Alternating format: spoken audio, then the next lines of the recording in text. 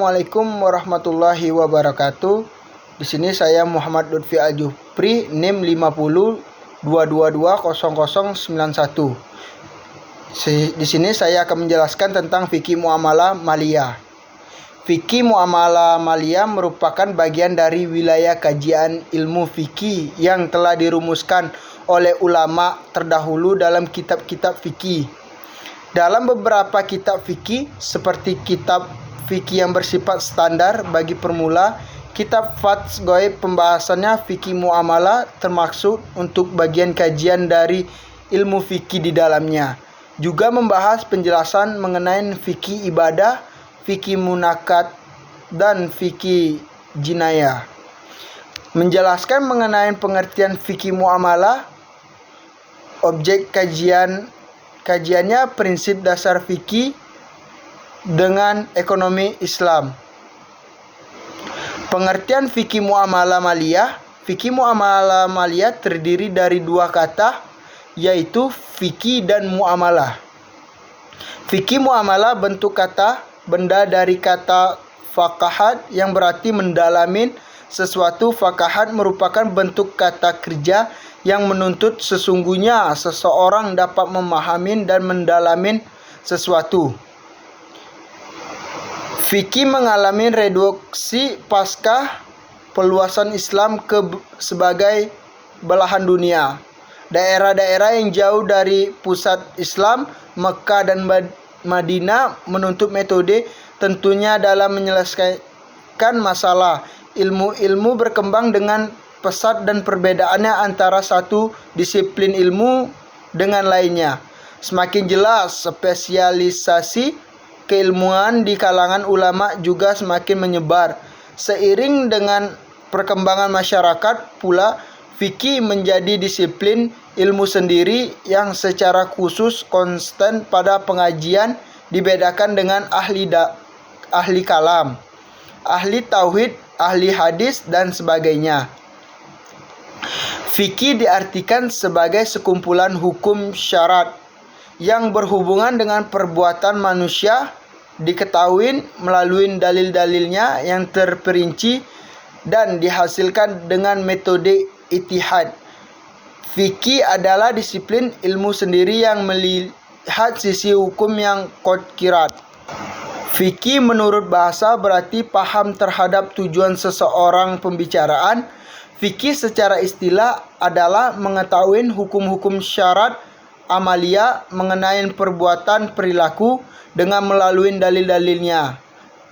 Fikih adalah ilmu yang dihasilkan melalui pemikiran serta ijtihad dan melalui wawasan dan perenungan. Oleh sebab itu, Allah tidak bisa dikatakan sebagai faqih, ahli dalam bidang fikih, karena tidak ada sesuatu pun baginya yang tidak diketahui. Sedangkan menurut Al-Ghazali, fikih diartikan sebagai mengetahui dan memahami. Fikih adalah suatu ilmu tentang hukum-hukum syarat yang tertentu bagi perbuatan mukallaf, seperti wajib, haram, mubah, sunnah, makruh, syah, fasid, batal, qolan, adaan, dan sejenisnya. Orang yang ahli fikih dikatakan sebagai faqih yang dalam bentuk jamaknya disebut fuqaha.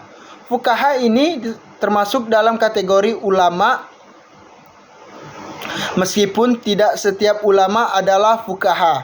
Ilmu fikih disebut pula dengan ilmu furud, ilmu halal dan haram, ilmu syarat dan hukum. Seorang yang faqih adalah mujtahid karena ia harus mampu melakukan ijtihad di dalam penyelesaian ilmu fikih yang tidak secara jelas dan katil dijelaskan dalam Al-Quran dan hadis Nabi. Setelah taklid menyebarkan di kalangan umat Islam, kata fikih secara umum diartikan menjadi dua hal. Satu, mengetahui dan menjaga hukum-hukum fikih yang terperinci atau bagian darinya. Dua, hukum syariat baik yang bersifat qatil.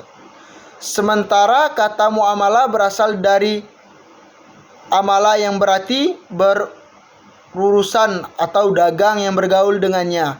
Dalam muamalah ini harus ada interaksi antara dua pihak. Untuk setiap interaksi antara dua pihak tersebut sebagai muamalah. Muamalah juga diartikan sebagai hukum syar'i yang mengatur hubungan kepentingan individu dengan lainnya. Pengertian muamalah pada mulanya memiliki cakupan yang luas, sebagai yang dirumuskan oleh Muhammad Yusuf Musa, yaitu peraturan-peraturan Allah yang diikutin dan ditaatin dalam hidup bermasyarakat untuk menjaga kepentingan manusia. Namun belakangan ini pengertian muamalah lebih banyak dipahami sebagai aturan-aturan Allah yang mengatur hubungan manusia dengan manusia dalam memperoleh dan mengembangkan harta benda, atau lebih tepatnya dalam dikatakan sebagai aturan Islam tentang kegiatan ekonomi yang dilakukan manusia. Fikih muamalah menurut Mustah Ahmad Zarkan dalam Ghufran Ajib adalah hukum-hukum yang berkaitan dengan perbuatan manusia dan hubungan sesama manusia dalam urusan kebendaan dan hak-hak kebedaan, serta menyelesaikan perselisihan di antara mereka. Dapat dilihat di sini bahwa fikih muamalah dapat dipahami sebagai hukum perdata Islam terbatas pada hukum keberadaan dan hukum perkataan. Dengan demikian, fikih muamalah adalah hukum-hukum syariat yang terkait dengan dalil yang terperinci. Fikih muamalah menurut Idris Ahmad adalah aturan Allah yang mengatur hubungan manusia dengan manusia dan usaha untuk mendapatkan alat-alat keperluan jasmani dengan cara yang baik. Fikih muamalah maliyah dapat diartikan sebagai pengetahuan tentang kegiatan atau transaksi yang berbeda. Al-adabiyah adalah pembahasan-pembahasan yang mengenai aspek moral seperti ridha, tidak terpaksa, transparan, jujur, bebas dari unsur-unsur gharar. Sedangkan al-muamalah al-maliyah pembahasan meliputi bentuk-bentuk perikatan akad tertentunya seperti jual beli, gadai, sewa menyewa, pesanan, jasa tanggunan, pengalihan utang, pemberian kuasa, perdamaian, kerjasama bagi hasil petani, bagi hasil dalam pergairan, titipan, pinjaman, dan lain sebagainya. Hukum asal dalam muamalah adalah mubah, diperbolehkan. Ulama fikih sepakat bahwa hukum asal dalam transaksi muamalah adalah diperbolehkan, kecuali terdapat nas yang melarangnya. Dengan demikian, kita tidak bisa mengatakan bahwa sebuah transaksi itu dilarang sepanjang belum atau tidak ditemukan nas yang secara syar'i melarangnya. Berbeda dengan ibadah, hukum asal adalah dilarang. Kita tidak bisa melakukan sebuah ibadah jika memang tidak ditemukan nas yang memerintahnya.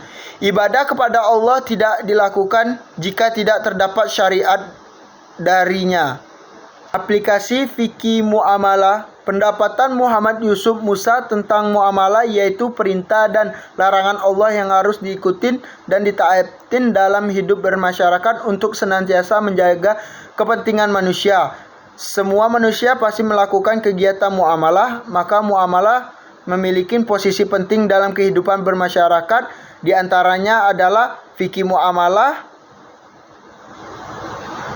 Fikih muamalah sebagai etika bisnis Islam. Etika berasal dari Yunani. Etikon yang memiliki arti sebagai konsep harus diterapkan dalam tindakan aplikasi. Itu saja penjelasan dari saya tentang fikih muamalah Maria. Saya Muhammad Lutfi. Wassalamualaikum warahmatullahi wabarakatuh.